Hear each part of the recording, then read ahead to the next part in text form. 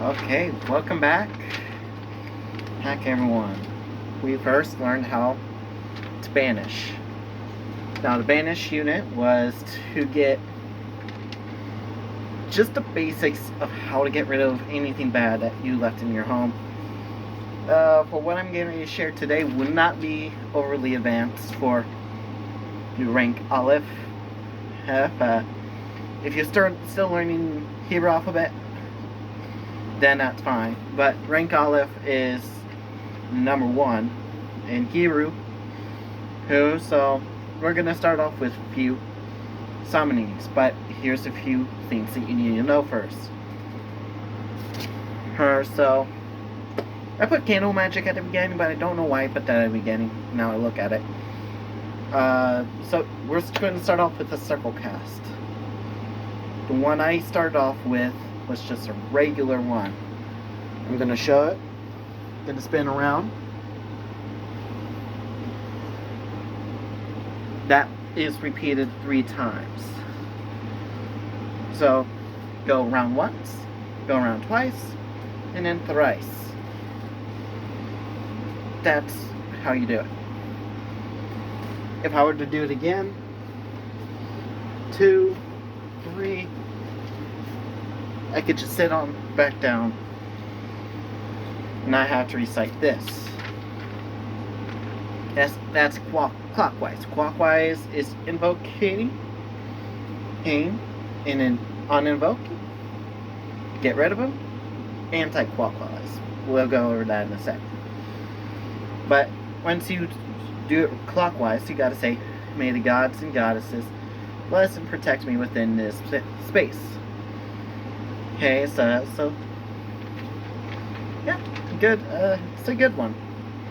It's the most basic one I started off with. It's the most stink bug. Oh well, that's just telling me a lot. So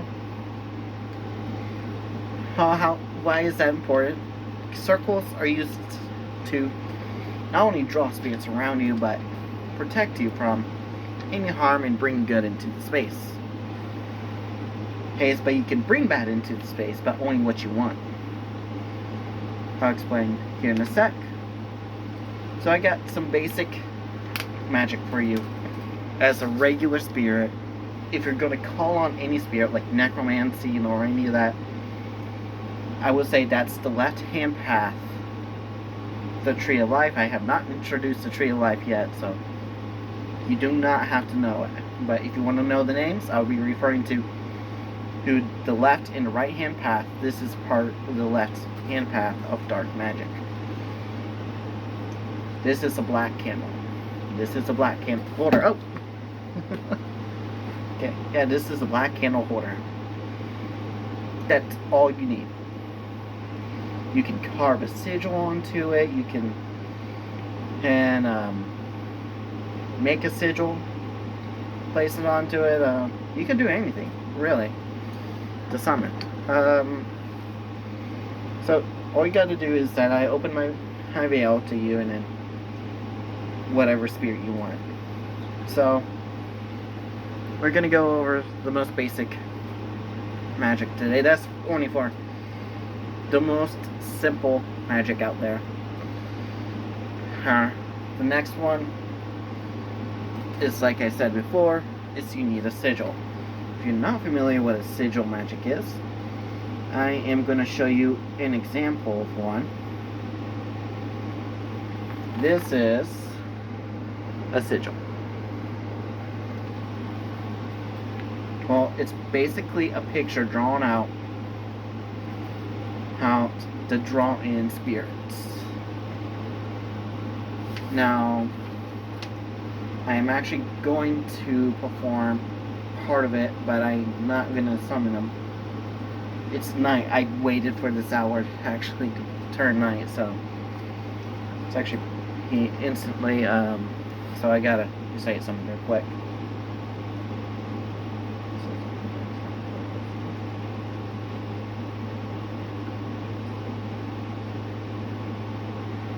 Okay. So I actually have protection writings on here. Here just for backup reassurance, we'll go over that in another unit. But the invocation, this is how I'll say it. Invisibila spiritus in mundo obscuro te adir verba mea et intercedet pro mea volta. So that's the invocation. What does invocation mean? It means a welcoming. You can welcome in a spirit into your circle. So that's all it is. Once you've done it for good.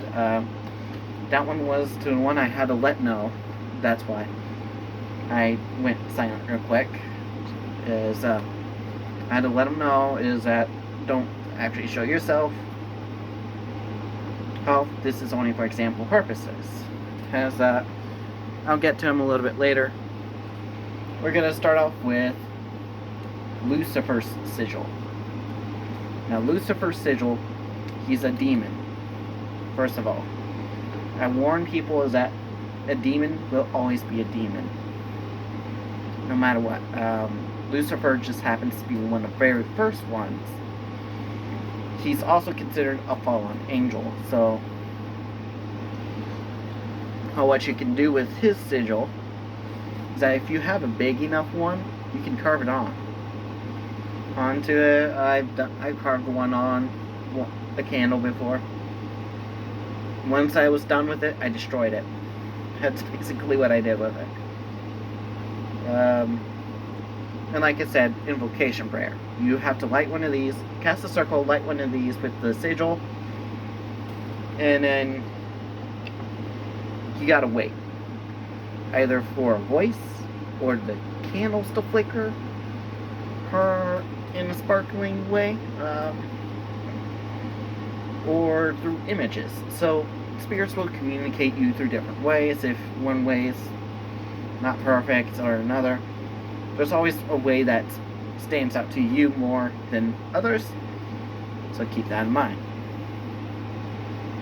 Now to the last one is deities.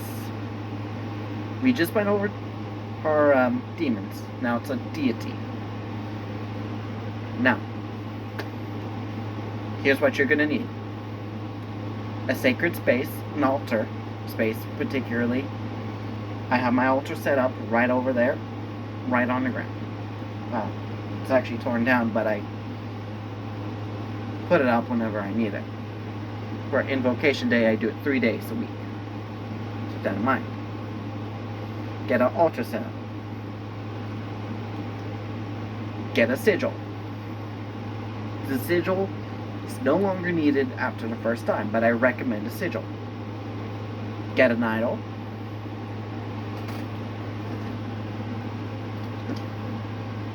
Get a blade. This is a very non-sharp item. So, and finally, if I can reach it, one of these. It's a wand. If you're Wiccan, it has to be arm length, but from here to here, no further. But this is one of my homemade ones. I'm not changing it. I call this my occult one. Once again, I am not just a Wiccan, I am a occult Wiccan. Now you can decorate it with stones, you can decorate your altar with any of that. But for sure get an idol. But that's the most definite. It not only keeps your deity in that area where you set it, but it's easier for you to picture that deity. Yeah, I won't show any pictures of it because I don't edit much, so. And once again, have your candle. Now, I perform mine without a candle. It's not strictly forbidden and to perform without a candle, but it's recommended, higher chances. And it makes it easier to read in the dark. If you perform at night, you probably want a moon deity or something like that. If it's a sun deity, you got to perform during the day. That's just 3 out.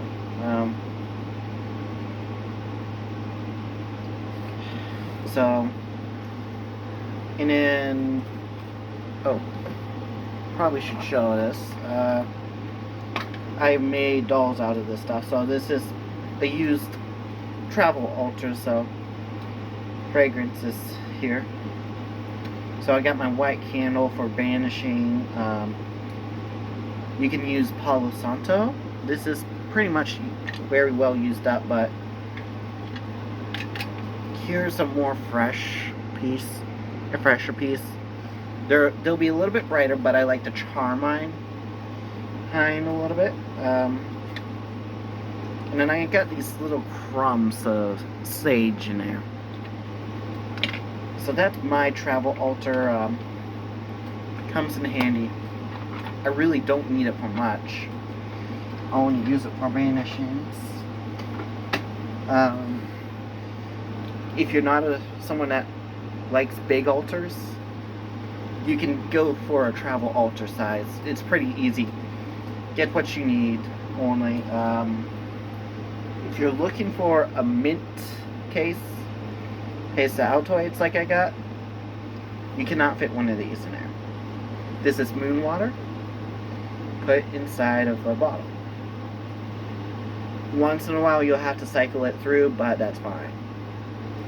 Because all you got to do is place it in the moon to charge it, take it out when it's done. That's really all you need to do. And you could take these threads and put it around your candle, well, your altar area. That's a recommendation I would put for travel altars. Just wrap it around so it doesn't open mid-flight, or something like that if you travel. Finally, yeah, that's really all you'll need. You can have 1 or 2 idols. I would prefer 2, just to be safe. Have 1 if you work with only 1 deity as of right now, but yeah, that's really all I have to share with you on how to summon. So, your assignment for this week is find Lucifer's sigil, practice his sigil. Lucifer can help you, and then find a deity's sigil. You can get Ra's, you can get Hecat's, you can get at Cernunnos.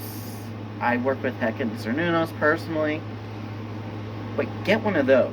That's this week's assignment. Let's get one of those set up. Because if you have an altar space, you'll receive blessings and opportunities that you may not have before. Up to that point. Once again, same thing. You can receive messages through your ears, through your eyes, or through your sight. Well, if you close your eyes, yeah, clairvoyancy. Sometimes smell. It's a little bit weird, but some people get it through smell. But ears or eyes or what's visually moving is the typical. I summoned one not long ago, actually. I have his scroll. I'm not showing the sigil. This is the scroll. I'm not going to say who it is. I'm not allowed to say it, but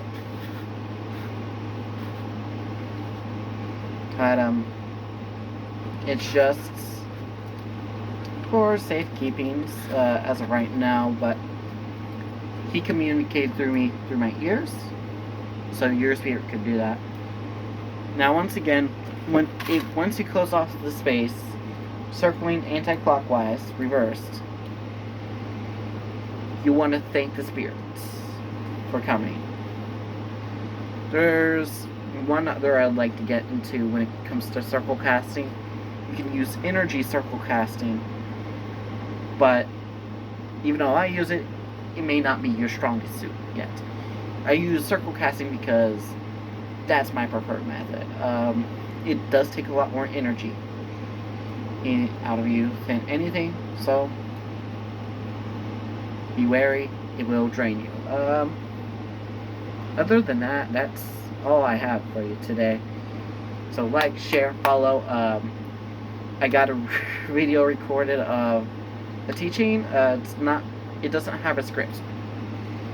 So I hope you all have a good one, and I hope by the time you hear this, that will already be posted. So yeah, I'll see you next week or so. Bye.